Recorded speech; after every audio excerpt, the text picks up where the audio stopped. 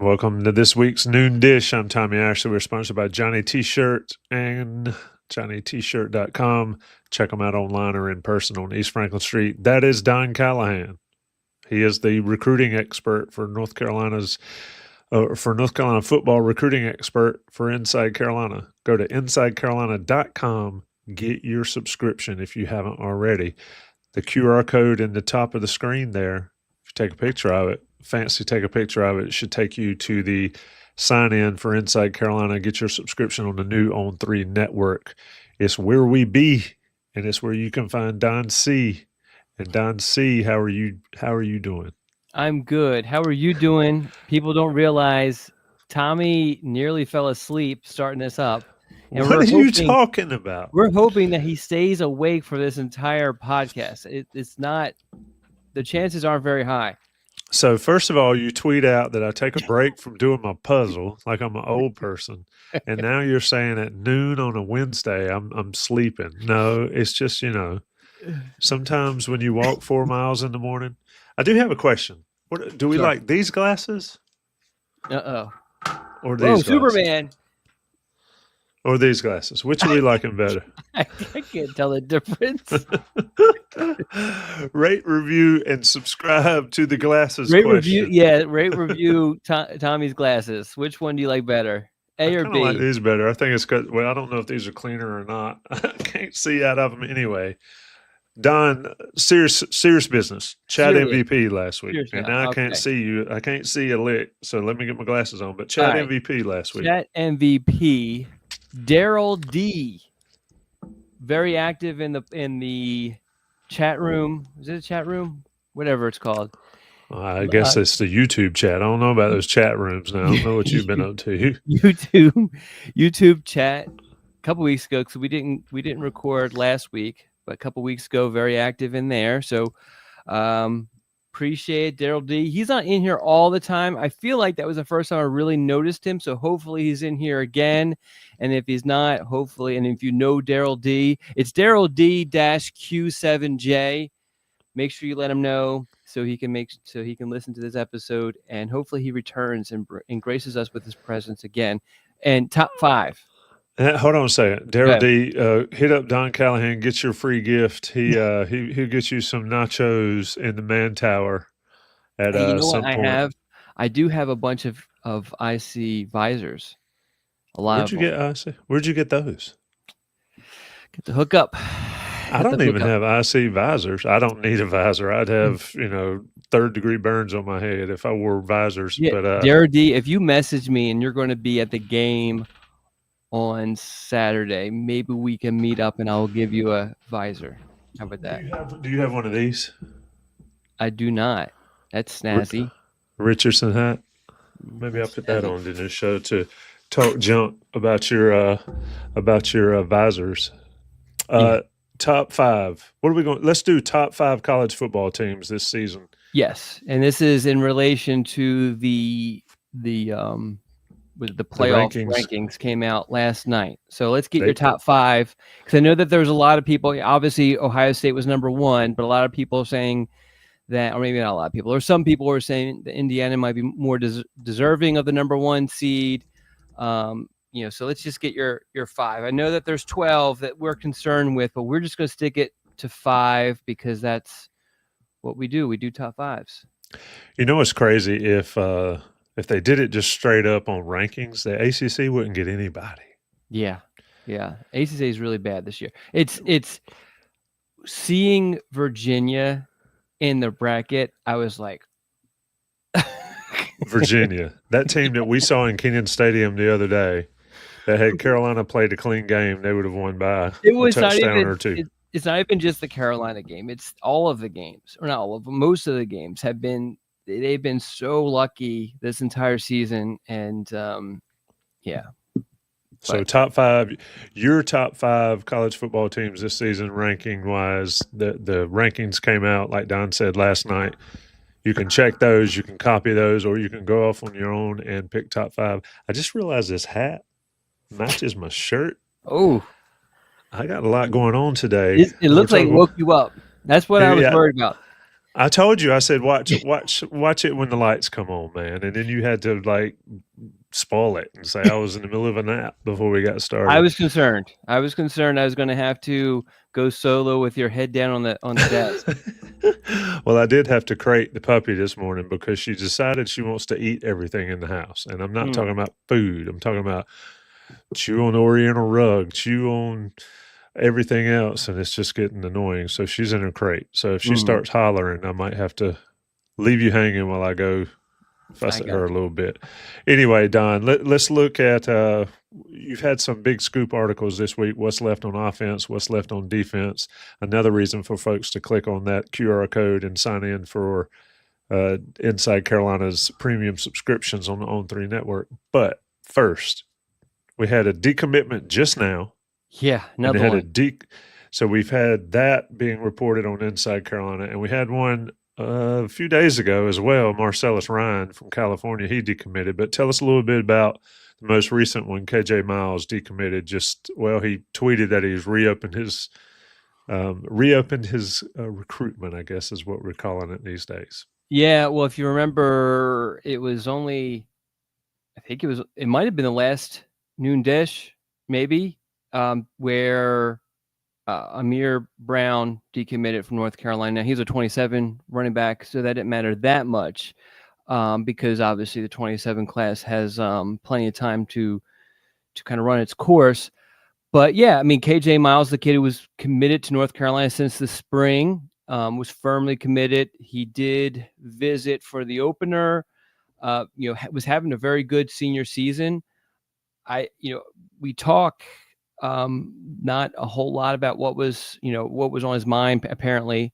So I wouldn't say, I mean, in recruiting in general, I've learned not to be surprised, but particularly with the way North Carolina is taking their approach to recruiting, I've learned to really not be surprised. So yeah, it didn't surprise me, but it wasn't something I was anticipating, if that kind of explains it to you. I know that there were some schools, a lot of people are going to look at this and say that North Carolina pushed him out. I was hearing that there were some schools like Georgia and some others are really kind of sniffing around, and I checked real quickly before we hopped on to see if he had picked up any new offers, because that's usually a pretty good sign. And at least according to his Twitter, he had not. But yeah, so I'm still kind of digging in to see what's going on with that. Did you want to talk about the Yellow Ryan one also, the Marcellus Ryan? Well, we can in the context of if you're going to have 40 guys in a recruiting class, and obviously Amir Brown, you mentioned earlier, is a 27, so it's a different class. But if you're going to have 40 in a recruiting class, you're going to have some decommitments. So to your point, nothing much is surprising. But yeah, you can talk about Marcellus Ryan. What was the deal with him? Yeah, so I think we're going to see North Carolina, and I mentioned this a while ago, or I guess towards the end of the summer, that the staff is going to focus in more on staying away from the West Coast so much. And I think there's just some decisions being made behind the scenes that are impacting this. And I'm actually surprised it took this long. I think Yellow Ryan actually visited, I believe, UCLA a week or two before he decommitted. And so I just think the distance and just the way North Carolina is changing up how they're doing things. There could be some other behind the scenes things eventually that I'm not comfortable enough getting into at this point, but that we could see eventually. I'm sure you've kind of heard some of that too, Tommy. But yeah, so that I think was more, from the beginning, when a kid from California commits to a school across the country without having visited, it's always kind of, you kind of scratch your head a little bit. And the kid who also committed, Justin Lewis, also committed, I think a day later, he's already decommitted, and I think Jaden Jefferson is the only one left out there in California. And I believe he's been picking up some offers, having a great senior season. So, I don't have any sort of indication that he is going to decommit, but, it just wouldn't surprise me either. I mean, look, that's a long way from home there as well. And to your point, Let's talk a little bit about how this season sort of dovetails into recruiting. I know it's a case-by-case basis, and I know it doesn't really wins and losses, day-to-day wins and losses don't really change the narrative as much, especially with a new coaching staff. But Don, the way this team has sort of looked more together since Clemson, looked like there's buy-in, looked like there's a functional defense, looks like there's proof of concept, which is important to players. And then they finally get a win. Does that sort of change the narrative, at least for teams recruiting against Carolina? Or is that really a thing? No, I mean, because I was actually reading up on a bunch of other sites, just randomly trying to get just what they're reporting. And I mean, I don't know how many people actually knew that North Carolina beat Syracuse on Friday night. You know what I mean? I was reading the Texas websites to kind of get a little bit of feel on what's going on with Vodney Cleveland. And yeah, I mean, I think the feeling still about the way the season's going is still the same way. I mean, really, I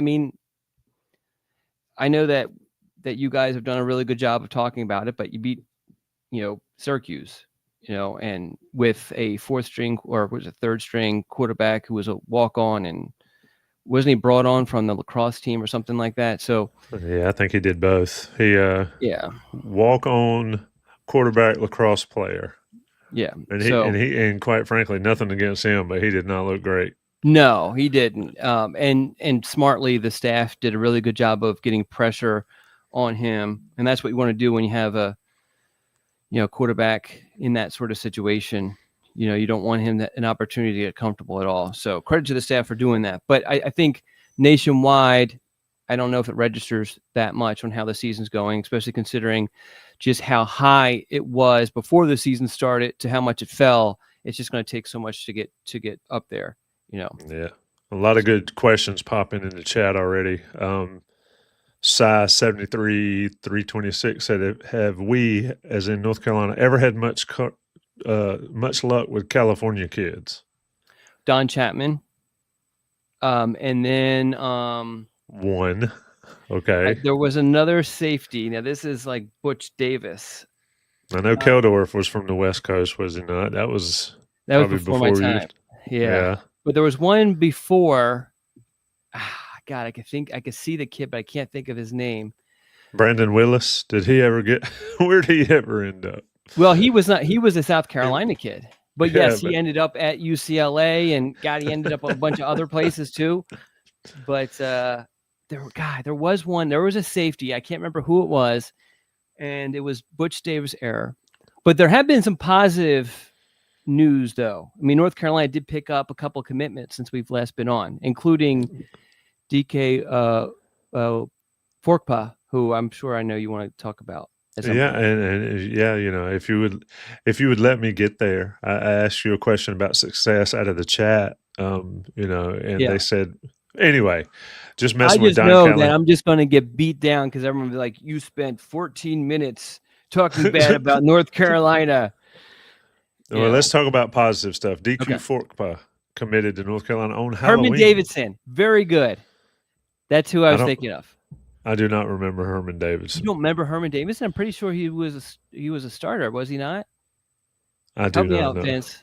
While you're talking about, that sounds like it sounds like we're blending names there. No, it is an actual person. I'm going to look him up while we're talking about Forkpa. Tell me why that's a big deal for North Carolina. Well, I mean, he's a guy high profile guy, 4-star linebacker. He has played at several really good programs and practiced with, I guess you could say, another really good program. Started off at Mill Creek in Georgia, right outside of Atlanta. And those who follow recruiting know Mill Creek. Jaden Patterson is from Mill Creek. Caleb Downs played in Mill Creek. Mill Creek's produced a lot of really, really good players.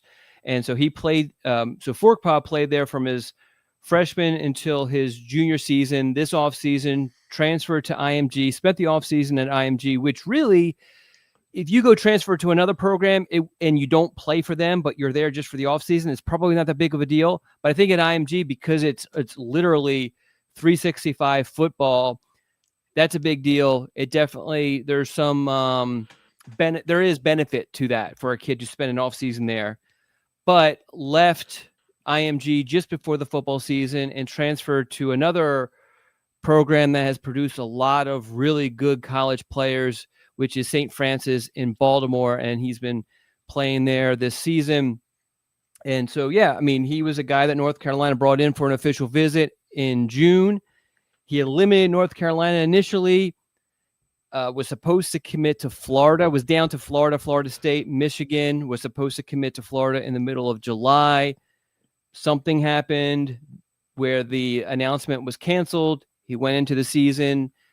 And it just seemed kind of strange from there on. He took an official visit to Missouri, and then boom, he popped up out of nowhere on North Carolina's campus for the Virginia game. And then what was it? I caught up with him afterwards, said a lot of positive things, that he was getting close to a decision. And on Halloween, while I was out trick-or-treating, kind of, he commits to North Carolina. So it was right before the game started, right before the Syracuse game started. I looked up Herman Davidson, and I promise, no disrespect to the young man, but I don't remember him at all. Number 35, linebacker, like somebody in the chat said. I believe he came in as a safety, but yeah, bulked up to linebacker. I just do not remember. I'm starting to worry about my long-term memory stuff going. I'm so with you on that. I have some short-term memory loss sometimes. That's a movie quote, folks. I didn't butcher it, but well, all right. So here's another test for the chat. If my memory serves me correct, I believe that Davison and another kid from California perhaps committed to UNC together, and the other kid, this is just my memory, how bad it is. The other kid was more highly ranked. But then I guess maybe he didn't. Maybe he enrolled in North Carolina. Maybe he decommitted. I can't remember what it was. But Herman obviously was the only one that actually made it and played for UNC. Am I wrong on that memory? With that memory, and if I am wrong, please tell me the name of that player if you know it. Chat's going to have to help you out. I'm looking. I see a crime report for Herman Davidson. That's not good. That's not good. It was just driving without a license. A wreck several of the guys had back in 2011. I don't know. I probably remember that more than I remember him playing there. But he played on the 09, 10, and 11 team. So there was some good ball clubs there. And, he was eligible in 10, I guess. So I should remember him because of all the drama that happened in 2010, which is clearly we were still too soon to be talking about. With Don Callahan on the noon dish. I'm Tommy Ashley, of course, Johnny T-shirt. Go see him on East Franklin Street. Go see him and tell him Inside Carolina sent you because you got your Inside Carolina code to get your 10% off. It's Christmas time already. It's unbelievable. I heard something that made me laugh. People said, if you don't like Christmas music, then write some Thanksgiving songs. Nobody writes Thanksgiving songs, so therefore we jump all the way to Christmas. But either way, Johnny T-shirt's got you hooked up on your gear, your Carolina gear. They've got football swag, they've got basketball swag, they've got all the schools, they've got baseball, everything. And that 10% off comes in handy when you're buying truckloads like Don Callahan does on Christmas. He rolls into a store, he buys hundreds and hundreds of dollars, and that 10% discount saves him a lot so he can buy some more Philly Flyer jerseys. Don, hey, I found out. And you're not going to remember this guy because you didn't even remember Herm Davison, who actually played for UNC. Von Telemack, who committed to North Carolina. I believe he committed to North Carolina. It's hard to find this because it was a while ago. But he ended up at Miami, playing for Miami. And I believe he was a decent player for Miami. Yeah, his senior season, 89 tackles, 9 interceptions. So anyway, he was the one who North Carolina, I think, who they initially were recruiting, and then also ended up with Herman Davidson. And I believe Telemack was committed at one point, maybe not. This again was a very long time ago. Were you doing it in 10? When did you start doing this stuff? I started doing this I started doing this in 2000 and I think officially with Inside Carolina is 2003. Jeez, you're old, man. I am old. It's been a long time. Wow. Yeah. Don Callahan's in his 22nd year covering North Carolina. You have survived. How many coaching staffs is that? That's one. It was two, Bunning was the three. first one for me. Bunning, Butch, Withers, Fedora, Mac, and now Bill Belichick. What a ride. Yeah. From Bunting to there's a book in there somewhere. I don't no one's going to be interested in that book. Don Callahan's Inside Carolina ride from Bunting to Belichick. I said no one ever. Don, let's talk about your scoop articles, and I don't want to steal the scoop, but there's a lot of good stuff here. What's left on defense? What's left on offense? Look, with the decommits, they're at 30. 38. With the they're at 38 after the decommits plus Forkpa. Where are we going? How high are we going on this number? How many guys are you going to have to write welcome to North Carolina bio articles for the Inside Carolina website? Well, we already started discussing how we're going to tackle that. I don't think we're going to do individual write-ups like we have in the past, just because who knows what guys are actually going to end up signing, and who knows how many more we're going to have to add to it. But Michael Lombardi has put it out there multiple times, I believe, saying that he wants the class to be in the 40s. And so he's certainly pushing, even with the decommitments, he's certainly pushing it in that direction. So the 38 now, if my math is correct. And there, I don't know off the top of my head, it's about a dozen players that they're actively recruiting. 3 official visitors this weekend, at least. There's, I think, a little bit more than that for the weekend that North Carolina plays Duke. So yeah, there's certainly an opportunity for North Carolina to sign a high school class that's in the 40s.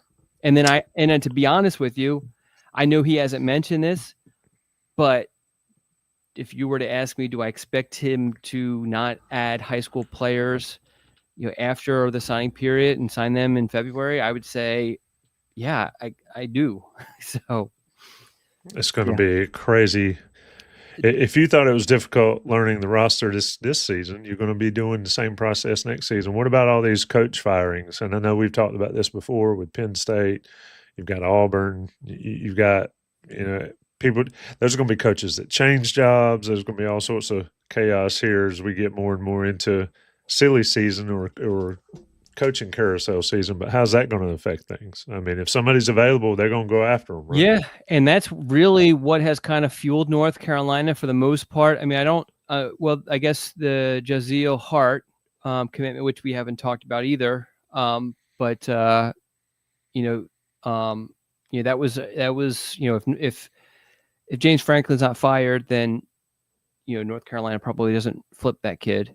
And then also you look at a bunch of his former Penn State commits, particularly in the secondary, who have Julian Peterson, who officially visited North Carolina a couple weeks ago, or are going to, like David Davis, who's scheduled to officially visit North Carolina this weekend. So North Carolina is definitely jumping in on those opportunities when a coach is fired to see, who's on this list, who do we have a shot with, and try to their best to pull those guys in. And if there's additional, coaching changes, because at some point you got to think, especially with these high profile jobs, that, some of these programs are going to pluck sitting head coaches, which is going to open up some more, commitment list for, to kind of be poached.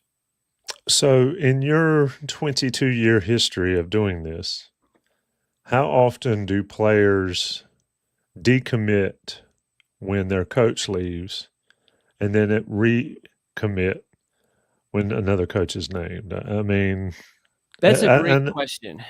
I don't know if I have a comfortable answer for you, and I have definitely never looked into it because there's so many ways that can go, because even if a kid wanted to stay a part of, and we've seen this, a kid wanting to stay a part of a commitment list, the new staff could be like, no, thank you. You know what I mean? But it definitely happens. It probably happens more frequently than fans think. I think if you are keeping up with what these Florida commits, even the ones who have officially visited North Carolina, or even the Penn State commits, a lot of them, it seems like they're kind of taking a wait and see approach, and they've said that. And I think even though they're visiting schools, you can see they're not rushing into anything. And there's definitely a looking to see what their I guess I don't know if former what their programs are planning on doing with the head coach. And a lot of them have said, hey, a lot of it depends on who they retain. And in the past, we've seen head coaches come in and usually they might keep an assistant coach or two. And if it's an important one, that can make a huge difference in how many of those commits stay committed. How many of those guys follow their coach to whatever school? I mean, I think that probably happens more often than guys stay. Well, that's kind of a new thing that we've just seen. And usually, I mean, it's going to be interesting to see what happens. You know what I mean? Like, if James Franklin, let's say hypothetically, I know that seems like some of that stuff's kind of fallen through, but if James Franklin ends up at Virginia Tech, I don't know. Do you think a lot of guys are going to follow him to Virginia Tech? I wouldn't say none do. It wouldn't surprise me if some do, but I would think that most of those commits would stay committed to Penn State as opposed to going to Virginia Tech. But that's, I could be wrong on that for sure. I've never been to Penn State. I have been to Virginia Tech. What would you do? I mean, everyone knows I grew up a Penn State fan. So yeah, so you're sticking with the school, right? No doubt. Although I've been to a Virginia Tech game, and it is a great atmosphere. And what's also really cool and a really good and my wife is a Hokie, or she worked at Lane Stadium, and her whole family are Hokie fans. But the fact that they are selling out games and Virginia Tech is terrible is, I shouldn't say terrible. They've actually been pretty decent considering the circumstances, is pretty impressive, and speaks to one of the selling points with Virginia Tech. I'll tell you what, that game coming out of COVID, Sam Howell and Carolina top 10 rank goes up there. I have never seen anything like it. That was freaking bananas. I mean, we went in the student entrance and they just overwhelmed the gate. They weren't even checking tickets. We didn't even show a ticket. We just piled in. It was absolutely insane, that game. I couldn't imagine if that was at night, but I also could not imagine a Penn State whiteout. That would be unbelievable. That is a bucket list game for sure. A couple questions in the chat, and there's a lot of questions in there. We probably should. You want to just go into questions? We can cover all these questions. Yeah. Was there anything else that you wanted to get into? Well, I want to make sure people know to go look at your offense and defense. Out of those, let me ask you just a general question on those. Out of those, how many realistic, potential, possible, likely targets are in those two articles, do you think? Not targets, commitments. They're all targets. That is a great question. I would have to actually. That's two straight great questions. You are on fire. I thought I was going to get a snoozer today. Boy, was I wrong. Let's see. Let's see. It's so hard. Don Callahan was laying the over-under on names in his two articles that would commit to Carolina. What is your over-under? All right, I'm setting an over-under. I would probably set it a lot lower than what people would think. I probably would set it at 3, maybe. 3 on both articles? No, 3 total. Okay. I think. Look at the last comment on your article, and I'm not going to call the poster out because it's premium, but D-line looking bleak. It's been a constant issue for years now. Have we watched the defensive line play this year? I mean, I think maybe they were probably talking about the recruiting, which isn't the recruiting actually has not. I think the D-line recruiting, Ashton Blatt, I think, is a really good player. He's having a great senior season. So is David Jackson, although a lot of Big Ten schools are starting to sniff around on him. How many of those guys that are playing right now on Carolina's defensive line were 4 and 5 stars? And they're playing pretty good. I'd have to go and look. Not many. Well, Smith Vilbert? No. Smith, well, wasn't he? Well, he was pretty highly. I think he might have been a 4-star. Okay, Vilbert was. Abujide was not. He was at Delaware. No. C.J. Mims was not. He was at East Carolina. Yeah. Isaiah Johnson's Carolina. What'd you have him ranked? My point is, I think the defensive line, with the coaching they're getting, and Brandon in the chat just literally took the words out of my mouth with Diaco's coaching and how they're playing, competition level aside, they're playing above their rankings, I think. And so. Yeah, I think you're correct. Now, let me ask you a question. Robinson's a 4-star, but yeah. But he never did anything at Florida, or he wouldn't be at Carolina. You know what I mean? No, I know. But I mean, the question was a 4-star, and Vilbert was a 4-star. I mean, a lot of with Vilbert, it was all projection. Yeah, but those guys have certainly developed some of it. When I talked to the Penn State guys about, I'm talking about the reporters about just Vilbert, and they mentioned they just, Penn State's just so loaded that there are certain guys that just weren't getting opportunities, and he was one of them. McCoy's the same. Yeah, McCoy's on there as well from Penn State. Let me ask you this. Can you win with 3-star players on defense? I feel like on offense you need some 5-star, you need quarterback, and you need some skill guys that are really highly rated. On defense, do you have to have the 4 and 5 stars on defense to be elite on defense? To be elite, yes. What is win? Win ACC championship? Yeah. We'll say that, especially with this conference, because I don't think that's a very difficult ask this year. I honestly believe that if you have a bunch of high 3-star players, no 4-stars, high 3-star players on both sides of the ball, that you can win the ACC. And that's not a shot at the ACC. It's just that high 3-star guys are really all conference players. They might not be draftable guys and probably aren't draftable guys, but if you have a bunch of all conference players who might not be, NFL darlings, I think that you can beat some of the better teams. You look at, Miami's always the most talented team, or one of the most talented teams in the ACC. If you're just talking pure talent, but you look at what they do every year, and if you look at Clemson, they've had some NFL players, but a lot of their really good players through the years, they found a lot of really good non-NFL players that really kind of helped bolster some of those NFL players. And it helps that you have some generational quarterbacks too in there.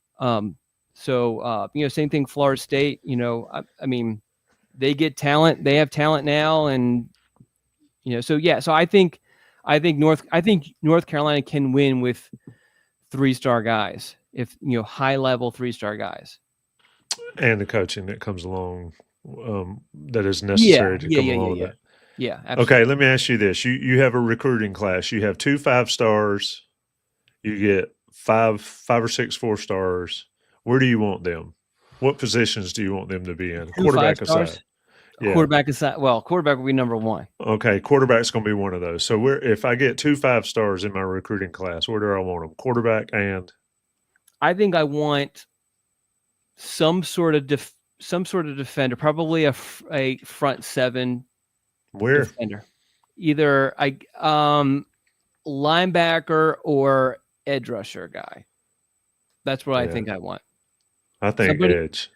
Somebody who's going to make, I would assume a legit 5-star guy is going to make 2 or 3 big time plays a game. And I think if you make 2 or 3 big time plays a game on defense, just one single guy, and then obviously getting some help, but I think that makes a huge difference and can definitely translate to wins. I think it's edge, and people in the chat are saying tackle. I think it's edge. Now, if you have a Dexter Lawrence, that's going to be a monster down there. That's one thing, and some of the Clemson guys.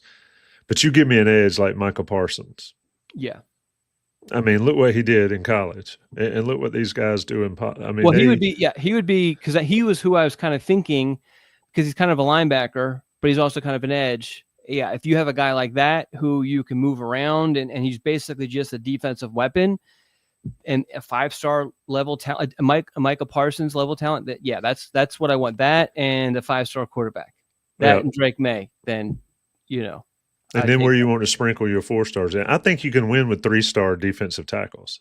Yeah, I do too. I think the 4 stars, depending on how many I get, I want offensive line, because I think a great offensive line can make a running back, a average running back look great, and can even actually help an average quarterback.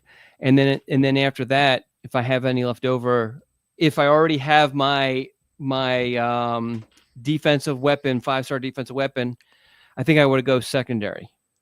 Yeah, I mean, I'm just sort of like thinking about this. I was playing college football late last night. It's probably why I'm tired. I was playing. I knew it. College football 26. I knew you were going to tell me that you were either up late doing a jigsaw puzzle or that you were playing video games.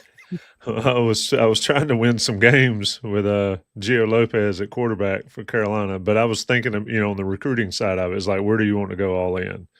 And I think and how many 5-star offensive linemen in high school end up being 5-star offensive linemen in college? Well, if you go and look at the research, it's actually the worst position is offensive line when it comes to projections.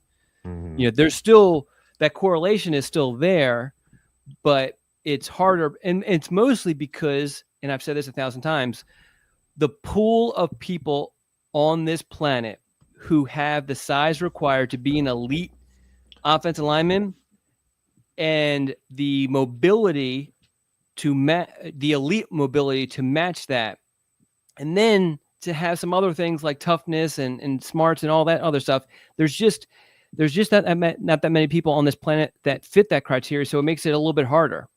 And so anytime you have somebody with size who can move, they're like, boom, give them a 5-star and let's see what happens.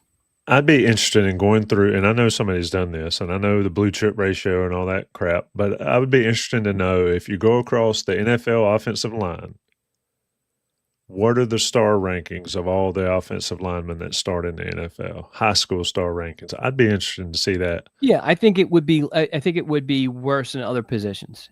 Yeah. The other part of it is that you have to be, and we talked about this before too, is that, if we're listing what positions are ready or most ready, but their true freshman year, and we were just to rank the average, and keeping in mind there's always exceptions, but the last position we would say would be offensive line, and some of that is just the physicality, the physical maturity, just aging, and so and these people who are doing the rankings, they're projecting how someone will grow, and nobody can really do that. I've had so many people be like, oh, this kid, I know he's 6 foot, but his dad is 6'5", and his granddad is 6'7", and all this. And that kid never is just only 6 foot. Yeah. He's just going. Yeah. So, I mean, and you know what? Milkman was 5'9". That's what they used to say about me all the time. Milkman must have been 6'6". Yeah. All right. Let's, people in the chat. Okay. Let me answer this question. I've seen the name at least twice in the chat. Speaking of running backs, what's the chances of flipping Carson Baker? So I think until he visits, I wouldn't put him very high. And so a lot of this nowadays is more of like my opinion today is, and this is always the case, but I think it's more so nowadays, is my opinion today is going to change once I get new information. If he ends up being in Chapel Hill on Saturday, my opinion is going to change. Now, it doesn't seem like that's the plan as of today, but Yeah. So as of today, I don't think it's great. I don't think and I think part of it too is while North Carolina would be more than welcome to bringing Baker in and signing him and all of that, I don't think they view running back as a huge need. So you only have so much time, so many resources and all that. So they're probably not putting as much resources and time into pursuing any running backs as they are at other positions. Because as I said, there's only so much time in the day. Yeah. Do you know what a milkman is? I do, but they did not exist when I was a child. They existed when I was a child. In the chat, do people? I feel like this is more of an older head chat. Does everybody know what a milkman is? And like I said, I used to catch that joke all the time from my friends growing up. I have seen black and white TV shows where they had a milkman. Jesus. My TV was in color growing up, man. All right, let me go through some of these chats. It was an interesting debate there. I enjoyed that. That's one thing about this show. I feel like we can just go off the rails a little bit, but it's still relevant, like the defensive tackles and the 5 stars and all that. Somebody says, do you think Newkirk was a better prospect than Baker in high school? Surprised he's above Baker at this point. I still think Baker. I mean, I haven't seen practice. And again, new information, my opinion might change. But based off of what I've seen, high school film. Now, granted, I've seen Baker throw in person. I have not seen Newkirk throw in person. But I thought Baker was a way better prospect.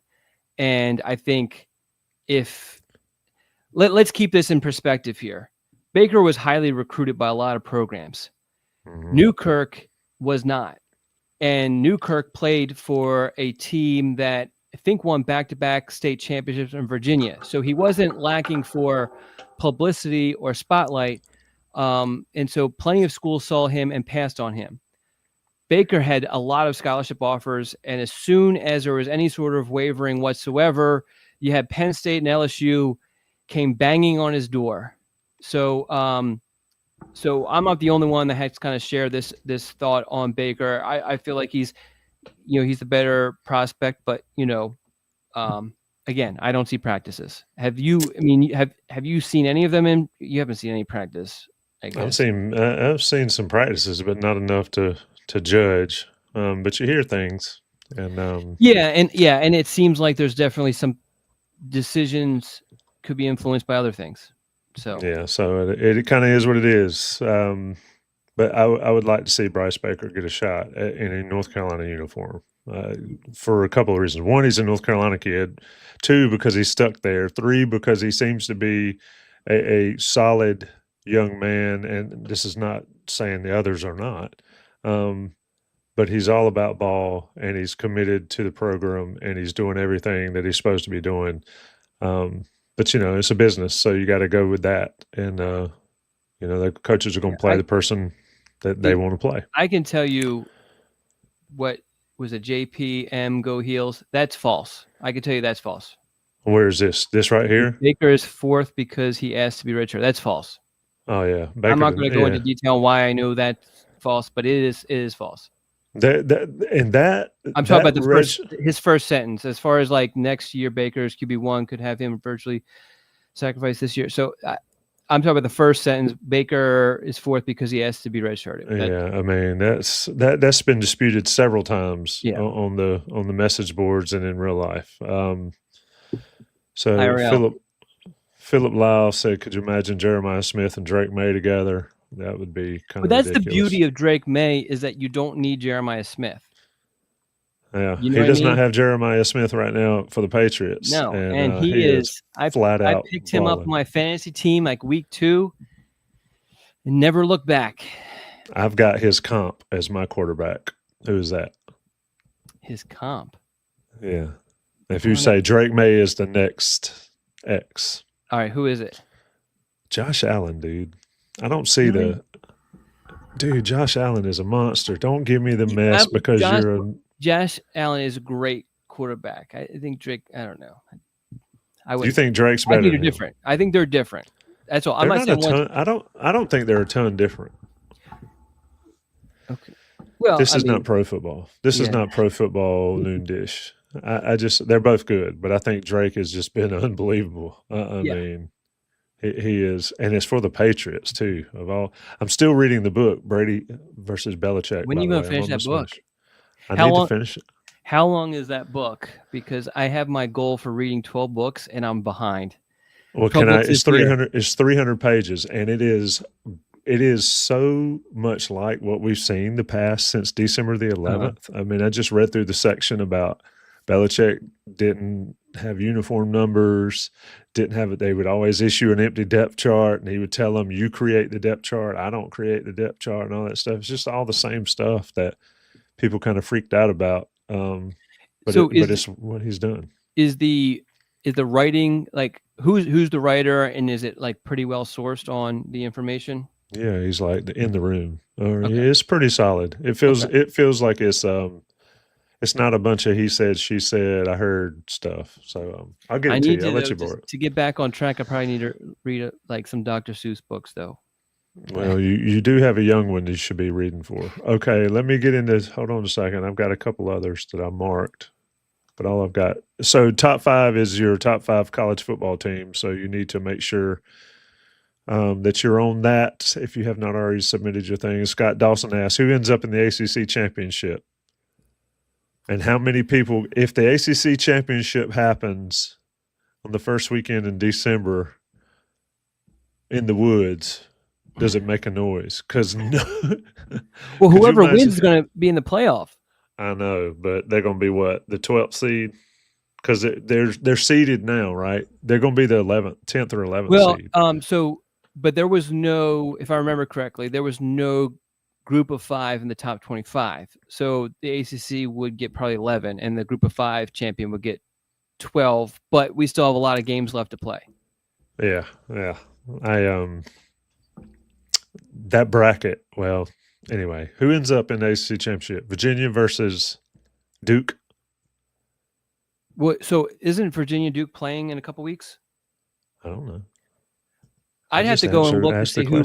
I'd have to go and look, and so I feel like there could be some conflict of who's playing who coming up. But I feel like it will ultimately be like Georgia Tech and Duke. I'm pretty sure Virginia plays Duke coming up. Well, right here's got Georgia Tech and Virginia. Oof. All right. What else we got here, Don Callahan? Anybody has last chance questions in the chat? Did you scroll up and see any more questions? I did. I thought I'd marked on. The cool thing is nowadays it puts your a question mark in there. So I don't have. If you put a question mark in your comment, it pops up as a question, which is a good thing. And I feel like I've covered. Yeah. Any chance Cleveland flips? That's another question from Philip Lau. I know that, this is covered in the scoop. UNC has been working on this really hard, and I think that they have thought that there were opportunities at different points where it was going to happen. They did get him to visit, which is a huge positive step.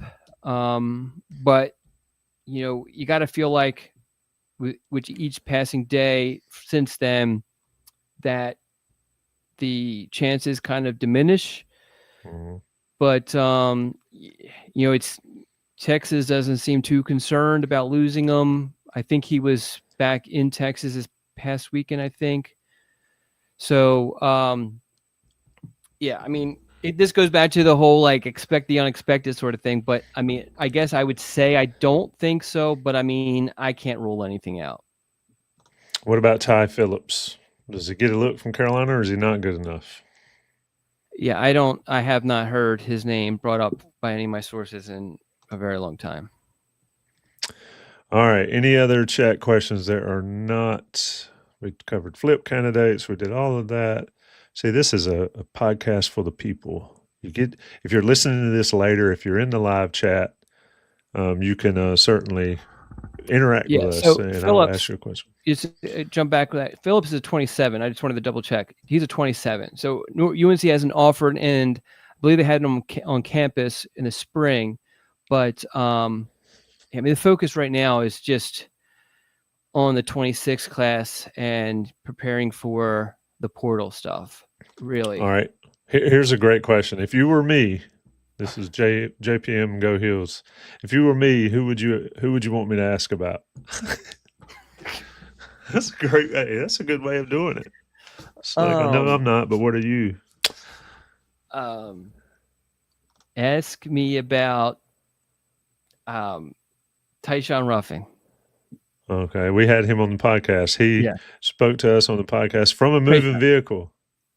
Yeah, Tommy was all worried about that too. I was proved right eventually when it faded out. You were proved right. I was actually surprised by how long we didn't have any issues, especially in Duplin County, driving around.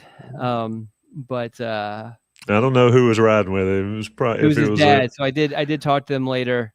His dad was like, I had his dad chuckling. That was funny. Yeah. Great family. Old school stuff. Great family. Love talking to Trey. And he's been a massive UNC cheerleader. I mean, if you're a UNC fan if you have Twitter and you're a UNC fan, you need to be following Tyshawn because he'll definitely make your day happier. This is another question from Dwayne. I got to pop him up because the man can cook. Let me tell you something. If he's cooking in the vicinity, find a way to get there. How many contributors? Let me know. He brought it when? to our tailgate. One of those times you did not show up. It's always when I'm not there. And I'm always down for eating some good food, and Dwayne can throw it down. Coach Q Barbecue. How many contributors see the field next year in high school recruiting? You've put that out on the boards a couple times, maybe 5. Well, so I picked the 5 that had the best chance. Okay. The problem is like I went back and looked, right? And this was, I think, the last 10 years I looked.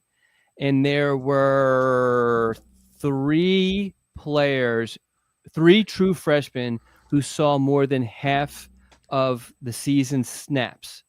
One was Sam Howell, one was Aiden Banfield, and I can't remember who the third was. But it just doesn't happen. It just doesn't. Drake May would have if Sam Howell didn't exist. Drake May was a redshirt freshman when he redshirted his freshman year. But he would have played as a true freshman had Sam Howell not been there, I think.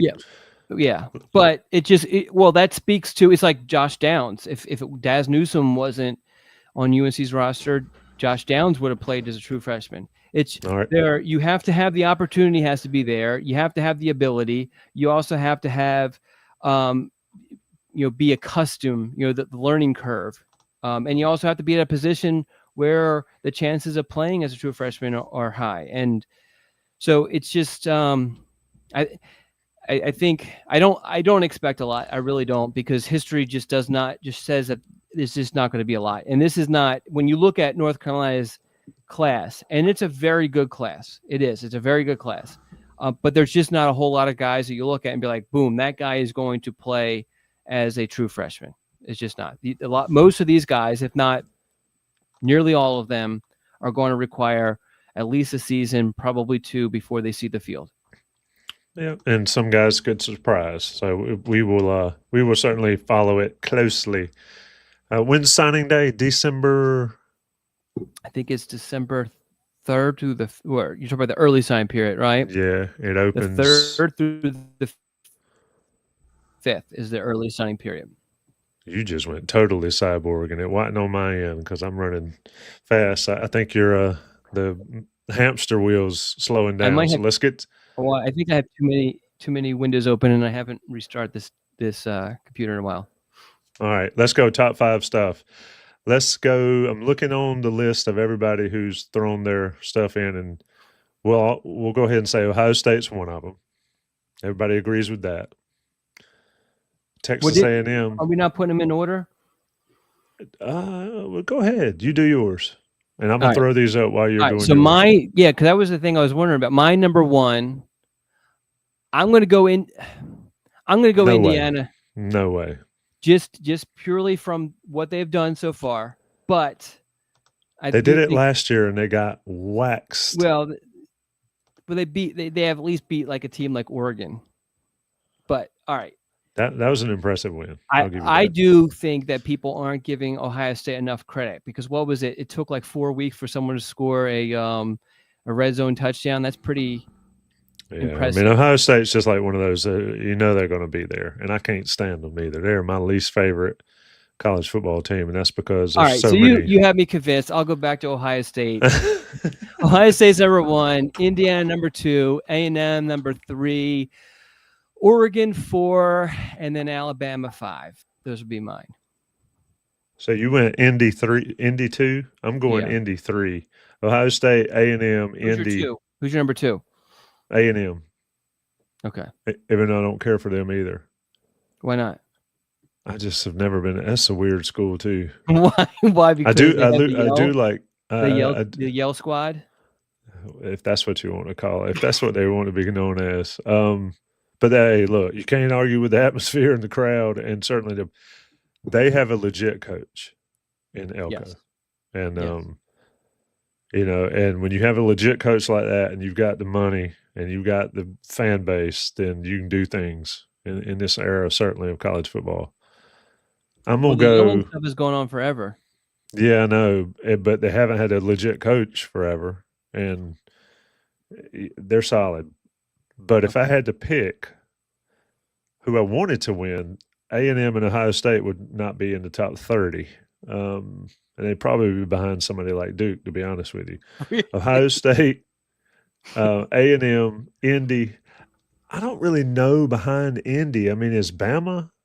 The Bama getting waxed by Florida State worries me.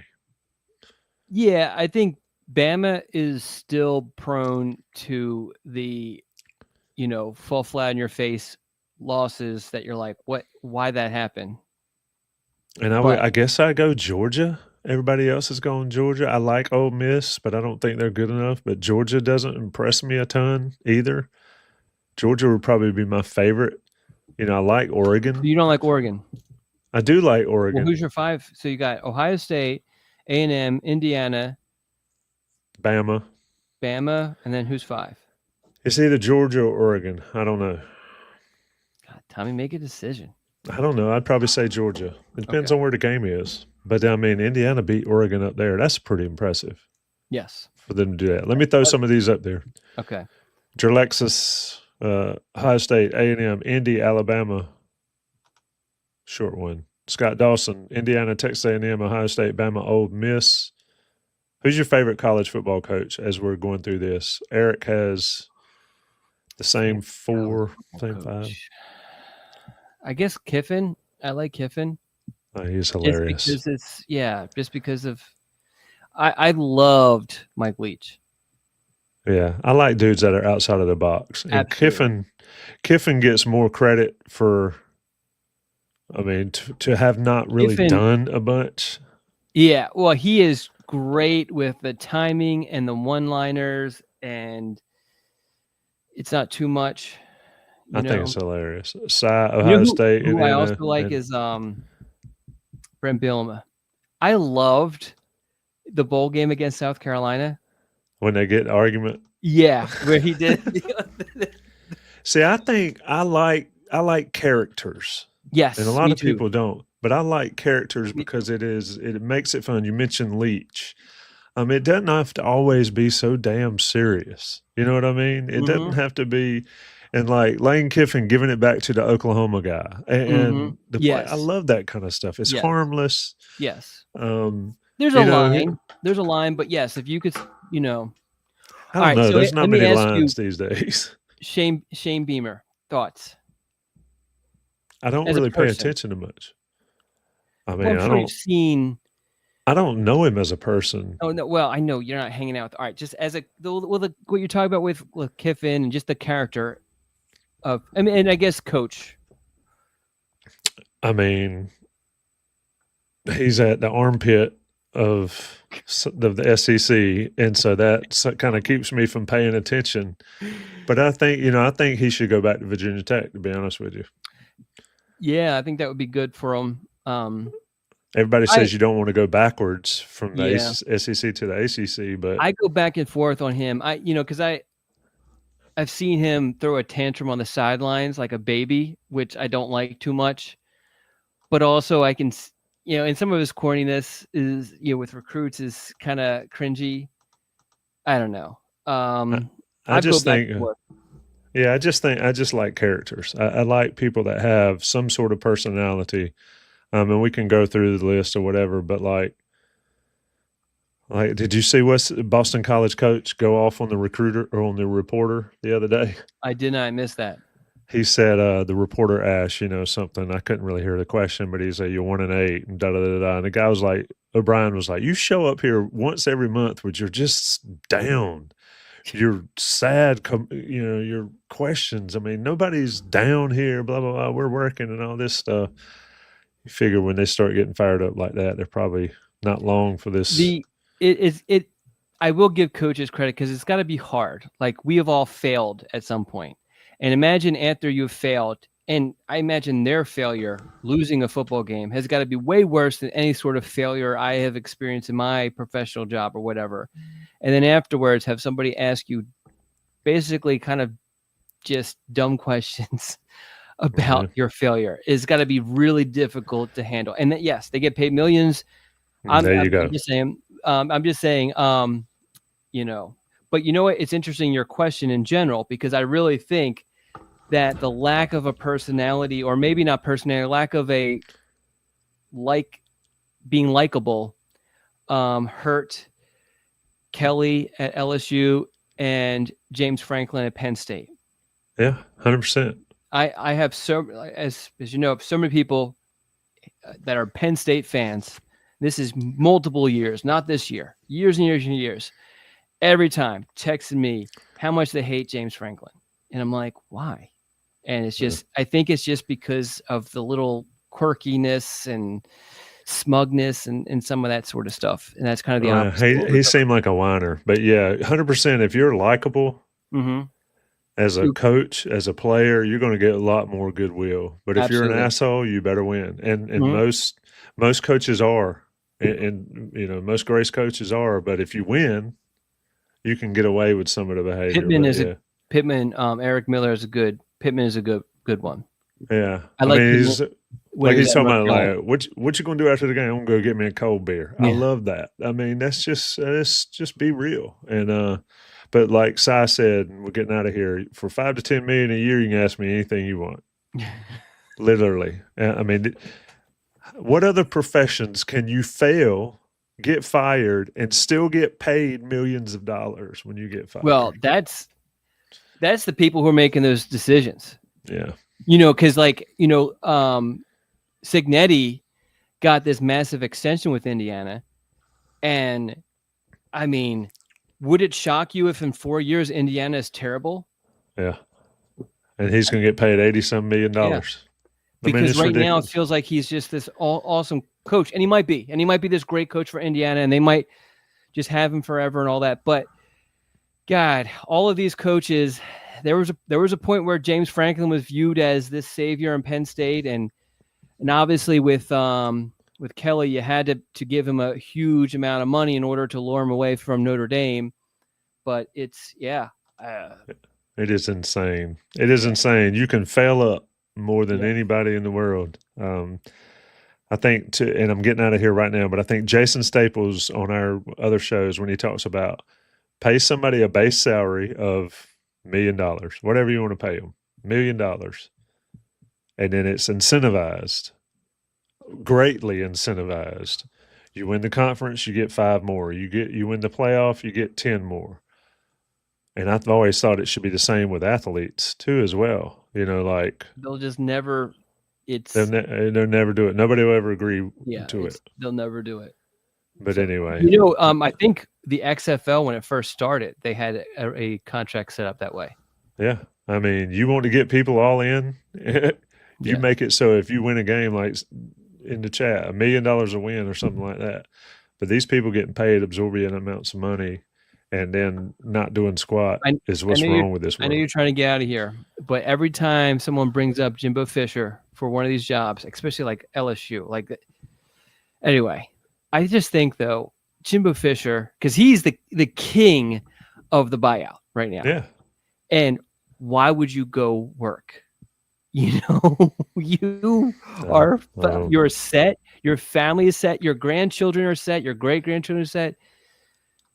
Go enjoy life. Just like Orgeron said, told me I had $17 million. I said, "Where's the door?" That's exactly what I would do. We got to get out of here on that impression. All right, let's get out of here. Shout out to Don Callahan. Shout out to the 100+ folks that have been here kicking it with us on a Wednesday afternoon at noon, little past 1. Appreciate everybody sticking around. Appreciate Johnny T-Shirt for sponsoring the show. Like I said, the QR code in the top of your screen there, click on it, go to Inside Carolina, sign up for your premium subscription on the new On3 network. Rate us. I haven't said this in a long time. Rate, review, subscribe on podcast feeds, on the YouTube channel. We're almost about to break the 30,000 barrier on YouTube. Get in there. I might figure out who's the 30,000th subscriber on the YouTube channel. I might have to drop this hat to you in the chat. Game worn hat. You know, they go for a lot of money here. That's Don Callahan. I'm Tommy Ashley. Again, Johnny T-Shirt. Again, InsideCarolina.com. Everybody stay safe.